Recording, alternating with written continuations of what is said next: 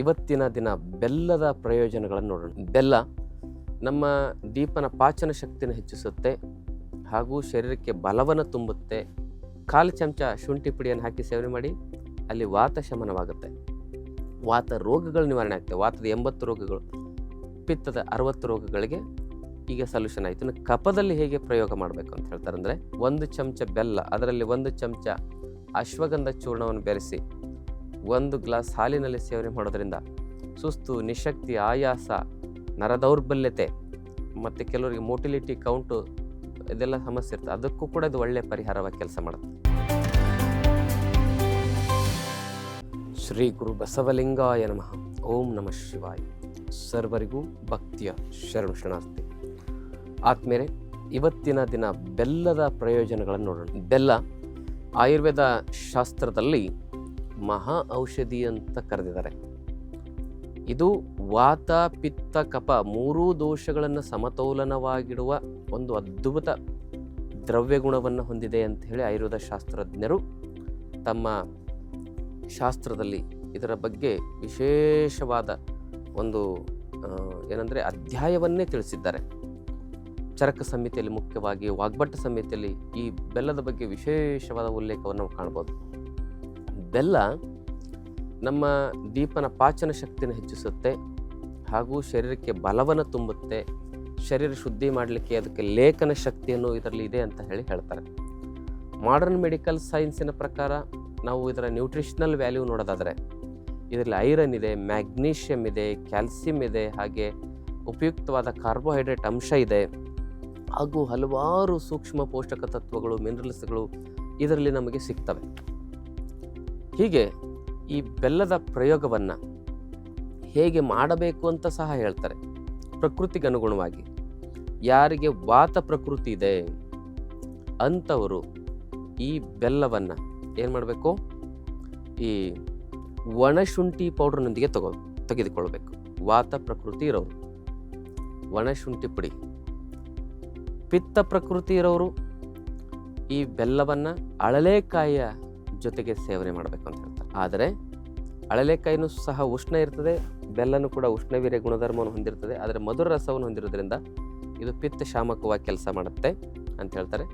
1 ಚಮಚ ಬೆಲ್ಲದಲ್ಲಿ 1-2 ಚಿಟಿಕೆ ಅಳಲೆಕಾಯಿ ಪುಡಿಯನ್ನು ಹಾಕಿ ಸೇವನೆ ಮಾಡೋದು, ಆಹಾರದೊಂದಿಗೆ ಇದನ್ನು ಪ್ರಯೋಗ ಮಾಡಿ ನೋಡಿ, ಪಿತ್ತ ಶಮನವಾಗುತ್ತೆ.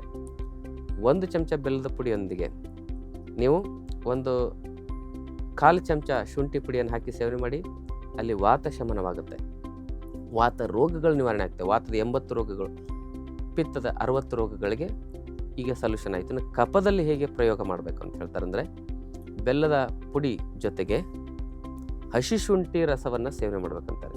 ಕಫ ಪ್ರಕೃತಿ ಇರೋರು 1 ಚಮಚ ಬೆಲ್ಲದ ಪುಡಿಯನ್ನು 1 ಚಮಚ ಹಸಿ ಶುಂಠಿ ರಸದೊಂದಿಗೆ ಸೇವನೆ ಮಾಡೋದ್ರಿಂದ ಕಫ ವಿಕಾರಗಳ ದೂರ ಆಗ್ತವೆ. ವಾತದಿಂದನೂ ಶ್ವಾಸಕೋಶದ ಸಮಸ್ಯೆಗಳು, ಪಿತ್ತದಿಂದನೂ ಕೆಲವು ಶ್ವಾಸಕೋಶದ ಸಮಸ್ಯೆಗಳು, ಕಫದಿಂದನೂ ಕೆಲವು ಶ್ವಾಸಕೋಶದ ಸಮಸ್ಯೆ ಬರ್ತವೆ. ಹಾಗೆ ಹಲವಾರು ಶ್ವಾಸಕೋಶದ ಸಮಸ್ಯೆಗಳಿಗೆ ಈ ಪ್ರಯೋಗವನ್ನು ಯಾವ ಪ್ರಕೃತಿ ನೋಡಿಕೊಂಡು ಮಾಡಬೇಕು. ಹೀಗೆ ವಾತ ಪ್ರಕೃತಿನ, ಪಿತ್ತ ಪ್ರಕೃತಿನ, ಕಫ ಪ್ರಕೃತಿನ ಅಂಥೇಳಿ ತಿಳ್ಕೊಬೇಕಂದ್ರೆ 1 ಬಾರಿ ನೀವು ಒಳ್ಳೆ ನಾಡಿ ವೈದ್ಯರ ಹತ್ರ ಹೋಗಿ ನಾಡಿ ಪರೀಕ್ಷೆ ಮಾಡಬೇಕು. ನಮ್ಮಲ್ಲಿ ಆ ನಾಡಿ ಪರೀಕ್ಷೆ ನಾವೇ ಮಾಡ್ತೇವೆ. ನಮ್ಮ ಆಶ್ರಮಕ್ಕೂ ಸಹ ತಾವು ಬಂದು ತಮ್ಮ ಪ್ರಕೃತಿ ಯಾವುದು ಅಂತ ತಿಳ್ಕೊಬೋದು. ಹಾಗೆಯೇ ನೀವು ಈ ಬೆಲ್ಲದ ಪ್ರಯೋಗದಿಂದ ರಕ್ತಹೀನತೆಗೆ ಪರಿಹಾರ ಕಂಡುಕೊಳ್ಬೋದು. ಬೆಲ್ಲದಲ್ಲಿ ಐರನ್ ಅಂಶ ಇದೆ ಮತ್ತು ನರಮಂಡಲ, ಸುಸ್ತು, ನಿಶಕ್ತಿ, ಆಯಾಸ ಇರೋರು 1 ಚಮಚ ಬೆಲ್ಲ, ಅದರಲ್ಲಿ 1 ಚಮಚ ಅಶ್ವಗಂಧ ಚೂರ್ಣವನ್ನು ಬೆರೆಸಿ 1 ಗ್ಲಾಸ್ ಹಾಲಿನಲ್ಲಿ ಸೇವನೆ ಮಾಡೋದ್ರಿಂದ ಸುಸ್ತು, ನಿಶಕ್ತಿ, ಆಯಾಸ, ನರದೌರ್ಬಲ್ಯತೆ ಮತ್ತು ಕೆಲವರಿಗೆ ಮೋಟಿಲಿಟಿ ಕೌಂಟು ಇದೆಲ್ಲ ಸಮಸ್ಯೆ ಇರ್ತದೆ, ಅದಕ್ಕೂ ಕೂಡ ಇದು ಒಳ್ಳೆಯ ಪರಿಹಾರವಾಗಿ ಕೆಲಸ ಮಾಡುತ್ತೆ. ಆಮೇಲೆ ಈ ಬೆಲ್ಲವನ್ನು 1 ಚಮಚ ಬೆಲ್ಲ, ಅದರಲ್ಲಿ 4-5 ಒಂದೆಲಗದ ಎಲೆಯನ್ನು ಬೆರೆಸಿ ಅಗದು ತಿನ್ನೋದ್ರಿಂದ ಮಕ್ಕಳಿಗೆ ಕೊಡಿ. ಮೆದುಳು ಚುರುಕಾಗುತ್ತೆ, ಮಾತು ತೊದಲೋದೆಲ್ಲ ಕಮ್ಮಿ ಆಗುತ್ತೆ. ಇದೇ ಬೆಲ್ಲ ತುಪ್ಪದೊಟ್ಟಿಗೆ ರೊಟ್ಟಿಯೊಂದಿಗೆ ಸೇವನೆ ಮಾಡೋದ್ರಿಂದ 1 ರೊಟ್ಟಿ, 1-2 ಚಮಚ ಬೆಲ್ಲ, 1 ಚಮಚ ತುಪ್ಪ ಹಾಕಿ ಸೇವನೆ ಮಾಡಿ BP ಕಮ್ಮಿ ಆಗುತ್ತೆ. ಬೆಲ್ಲ, ತುಪ್ಪ, ರೊಟ್ಟಿ ತಿಂದು ನೋಡಿ 1 ತಿಂಗಳ ಪರ್ಯಂತರವಾಗಿ ನಿಮಗೆ BP ಕಮ್ಮಿ ಆಗ್ತಾ ಬರ್ತದೆ. ಒಂದು 2-3 ತಿಂಗಳಲ್ಲಿ 99% ಜನರಿಗೆ ಬಿ ಪಿನೇ ಹೋಗ್ಬಿಡ್ತದೆ.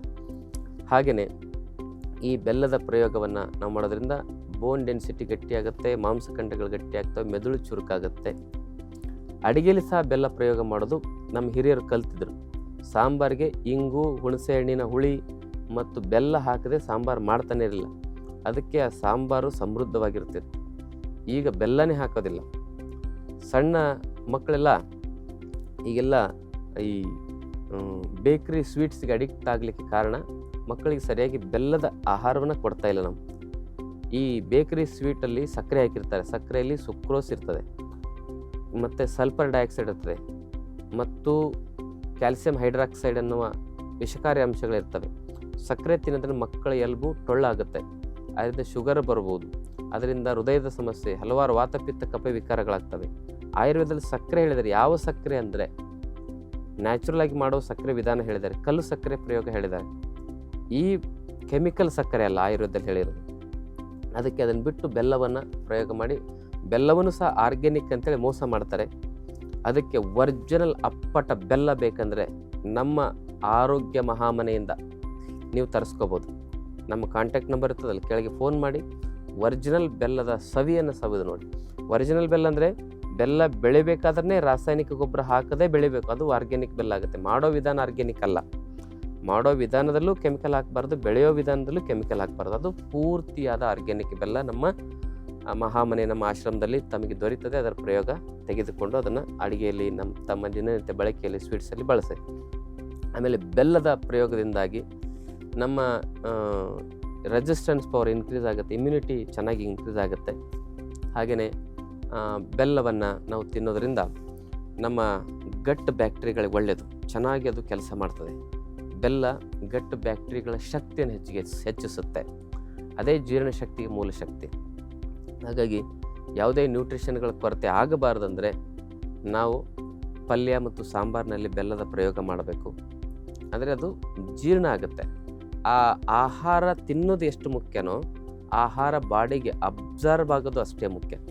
ಅದಕ್ಕೆ ಅಬ್ಸಾರ್ಪ್ಷನ್ ಶಕ್ತಿಯನ್ನು ಹೆಚ್ಚಿಸಲಿಕ್ಕೆ ಅಡುಗೆಯಲ್ಲಿ ಬೆಲ್ಲದ ಉಪಯೋಗ ಮಾಡೋದು ಭಾಳ ಸೂಕ್ತ ಅಂತಕ್ಕಂಥ ವಿಚಾರವನ್ನು ಹೇಳ್ತಾ, ಬೆಲ್ಲದಿಂದ ಎಳ್ಳಿನಲ್ಲಿ ಬೆಲ್ಲ ಹಾಕಿ ಲಾಡು ಮಾಡ್ಬೋದು, ಶೇಂಗಾದಲ್ಲಿ ಬೆಲ್ಲ ಹಾಕಿ ಲಾಡು ಮಾಡ್ಬೋದು. ಹೀಗೆ ಬೆಲ್ಲವನ್ನು ಪ್ರಯೋಗ ಮಾಡಿರ್ತಕ್ಕಂಥ ಲಾಡು ತಿನ್ನೋದ್ರಿಂದ ಮಕ್ಕಳಲ್ಲಿ ಬೋನ್ ಡೆನ್ಸಿಟಿ ಹೆಚ್ಚಾಗುತ್ತೆ, ಇಮ್ಯುನಿಟಿ ಚೆನ್ನಾಗಾಗುತ್ತೆ, ಬೆಳವಣಿಗೆ ಸಹ ಚೆನ್ನಾಗಾಗುತ್ತೆ. ಈ ಬೆಲ್ಲ ವೃಷವಾಗಿ ಮತ್ತು ಮೇದ್ಯವಾಗಿ ಹಾಗೂ ಬೃಹ್ಮಣವಾಗಿ ಹಾಗೂ ಬಲ್ಯವಾಗಿ ಕೆಲಸ ಮಾಡುತ್ತೆ. ಬೃಹ್ಮಣ ಅಂದರೆ ಬಲವನ್ನು ತುಂಬೋದು, ಆಮೇಲೆ ಶರೀರವನ್ನು ಬೆಳವಣಿಗೆ ಮಾಡೋದು, ಬಲ್ಯ ಅಂದರೆ ಶಕ್ತಿ ಹೆಚ್ಚಿಸೋದು. ಇವೆಲ್ಲ ಅಂಶಗಳು ಬೆಲ್ಲದಲ್ಲಿದ್ದಾವೆ ಅಂತೇಳಿ ಶಾಸ್ತ್ರದಲ್ಲಿ ಹೇಳ್ತದೆ.